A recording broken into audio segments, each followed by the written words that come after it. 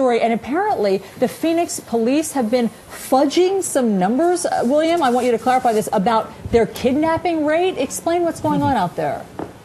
Well, you probably remember Phoenix was called the kidnapping capital of the world. I mean, you heard it on anchors, pundits, you name it, time and time again. Well, the accusation is that the city committed a fraud, falsifying those crime stats to qualify for almost $2 million in federal money. And now, after months of denials and stonewalling, the city yesterday removed its police chief and is now admitting errors. The controversy began when the mayor of Phoenix, Phil Gordon, told Congress that the city recorded almost a kidnapping a day in 2008 related to drug and human smuggling, requiring up to 60 cops just to handle the calls from illegal immigrants being tortured and held for ransom. Now, however, a review of those kidnapping stats show that roughly 1 out of 4, just 25%, were actually related to immigrants or border crime. 53 of the kidnapping reports don't even use the word kidnapping, but they're robberies, assaults, even domestic violence. 59 of those reports were information only. That means they weren't actually crimes at all. And some were just women who said that men tried to pick them up off the street. Some of those reports are counted twice, and only half appear to be actually border-related kidnappings. And yet the chief remains defiant.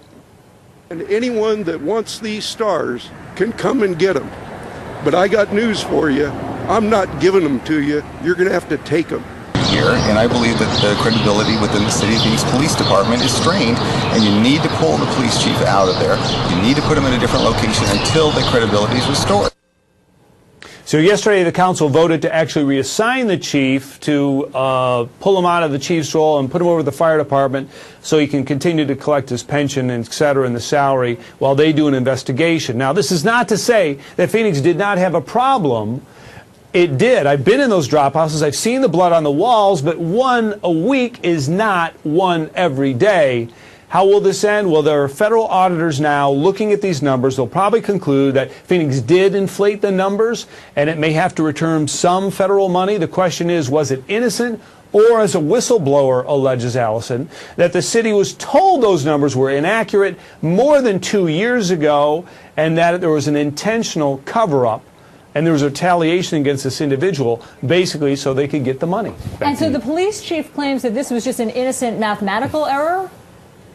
Well, yeah, he's actually blaming some of the people in the kidnapping unit for inflating the numbers themselves. But I can tell you from doing some investigative work on this, this came up a long time ago. The whistleblower who brought it to the chief's attention and the city manager and the mayor's attention in multiple memos and emails, he was basically sidelined and almost fired, if you will. It's being contested right now. But for the chief to say, I didn't know, and my guys got it wrong, is not accurate. Back to you. Wow. William Lajeunesse, thanks so much for exposing the details of this story.